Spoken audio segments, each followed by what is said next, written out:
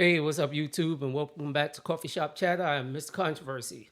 So before we get started, go ahead and hit that like button, hit the subscribe, and get ready to leave your comments at the end. So you probably already read the actual title about a black woman being raised in a sundown town. How did that happen? Oh, we're about to find out. So we're gonna go ahead and jump into this video and just listen to everything what was said. Let me know what you think at the end. First up on the Factor tonight, an incredible, fascinating, and compelling story of self-discovery and family. Decades ago, Lacey Tizino's biological mother made a life-changing decision while pregnant in a bar just off of Montrose Boulevard. Ultimately, Lacey ended up being adopted while also being truly loved by that adoptive family. But there were also hidden secrets, like being told her birth mother was dead and she was white. She was told she was white while growing up in the Sundown Town blacks were told to avoid, called Vidor, Texas. It's truly a layered slice of life filled with love, confusion, and coming to terms with the hand life has given you. Lacey joins us now here in the studio to talk about it, sharing it for the first time on broadcast television. Of course, you did it on the podcast where I saw it. I stole it. So, but incredible story, incredible story. So take us to the beginning. It starts off in a Montrose bar from what you can recall and what you've been told. Yes. So Michael's was owned by my father, Ronnie Huckabee. So he was one arm running this bar. It was Michael's was the gay bar. Next door there was Michelle's. It was the lesbian bar. And my mom was a regular there. She would come in. All of her friends knew him. And when she was pregnant with me, she found herself in the bar. And she had already made up her mind that she was going to have an abortion. She didn't tell my biological father that she was pregnant. So he was a trucker. They were out in California. She finds out she's pregnant. She flies home to Houston, and she knows what she's going to do. She's at the bar. She's drinking. She's pouring her heart out to my dad, who's there. He owns the bar. And he wanted a child so bad. For many years, he always wanted a family with his lifestyle, couldn't have one. And so when she's telling him her story, he wanted me. He said, you know what? He found an opportunity. He saw an opportunity where he could help her out and said, okay, I'll take her. What do you need? I'll take care of you. I'll pay for everything.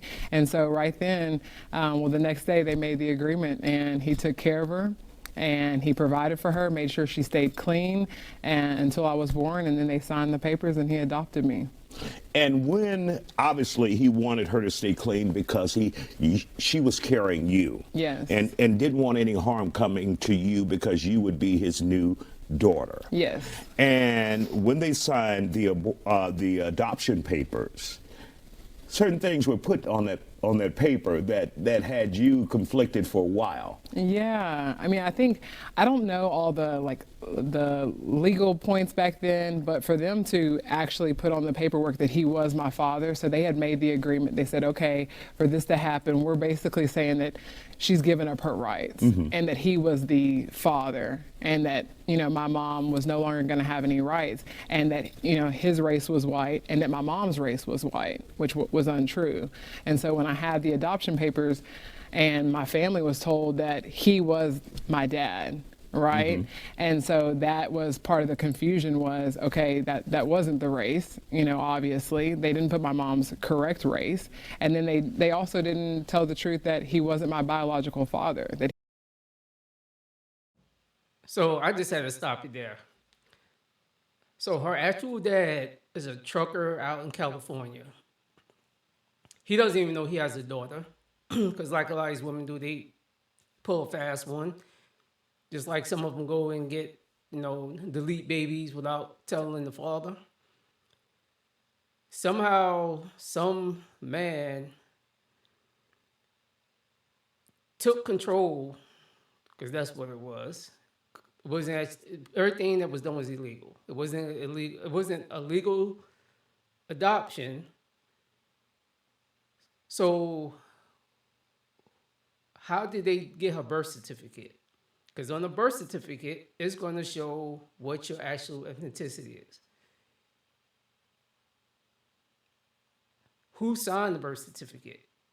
So there's like a lot of questionable things, which was all illegal. If her mom was still alive, and I don't know, she may be, if her actual dad is still alive, I'm gonna be honest, her ass need to go to jail.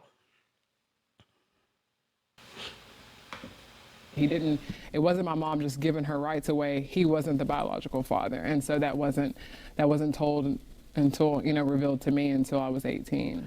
And of course, you ended up with him moving from Houston to Vidor because he became sick. Yeah. Tell me about that.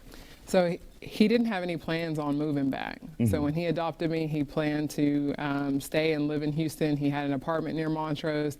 And so he even hired a nanny from Mexico. And she was living with us. So it was just the nanny and him. We were living there. And then he was in remission for a while. So he had cancer. That's why he had one arm. He had a piece of cancer in his hand, and the doctor cut it in half, and it spread up his arm. Wow. So they had to cut his arm off.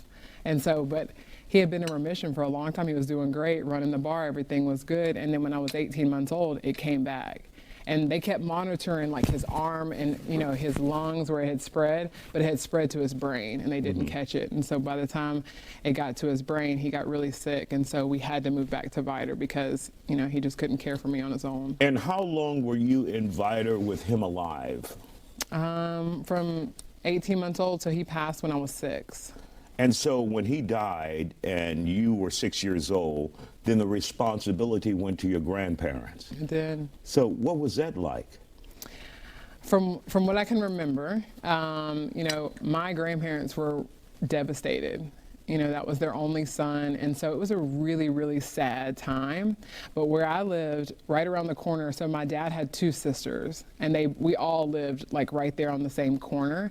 And so I kind of went between the 3 houses. So I had 7 cousins. We all lived right there. And so my grandparents were really grieving and struggling.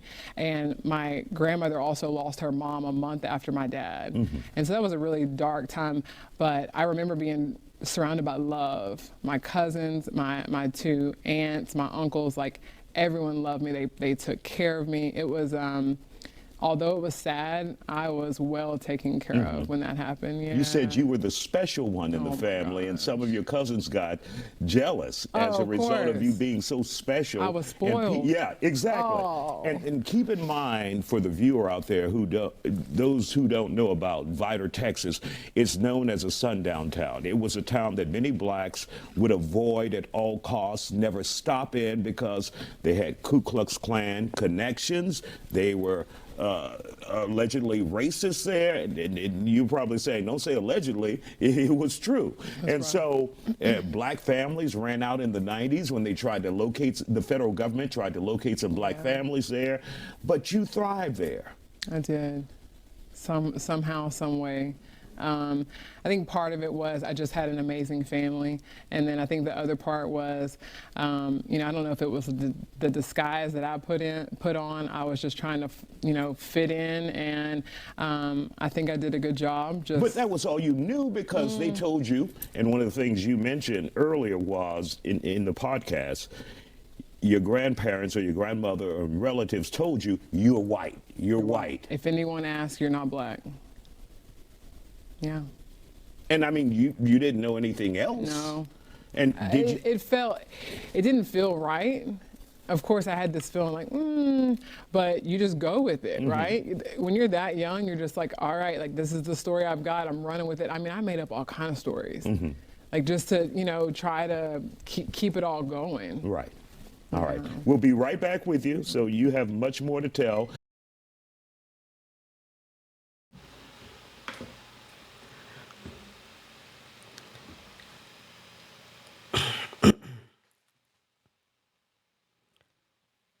I may not be a genius, but I know damn well them people knew that girl was black.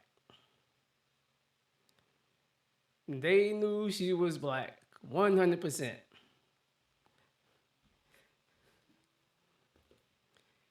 You ain't gonna sit here and try to sell me that bullshit.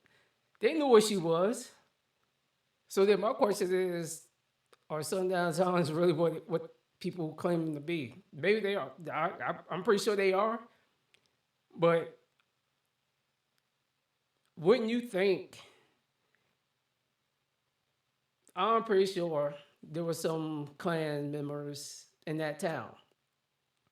And I know when they seen her little ass walking around, they was like, what the hell is that little doing around here?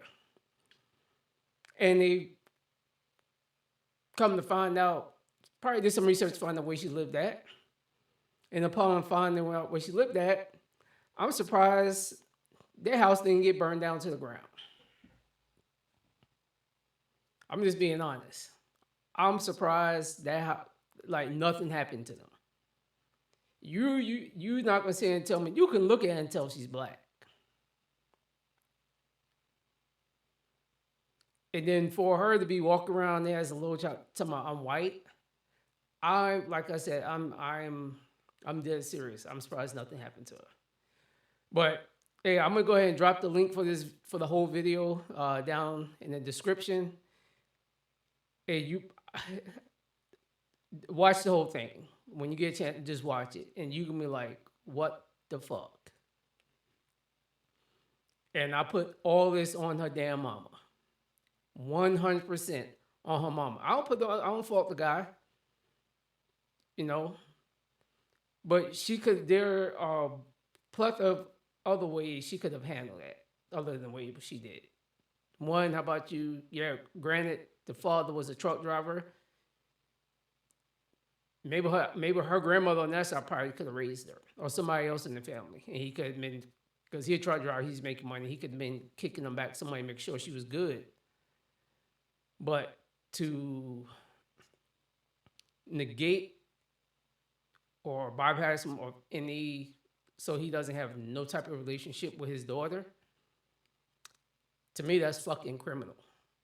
And I think people like that should be prosecuted, and they should go to jail, mainly for forgery. But hey, I don't know. That's just my thoughts. I'll say this. I'm gonna drop the link, like I said, in the description. I'd like to hear your feedback on this one. So other than that, hey, it's Mr. Controversy, and I'm out.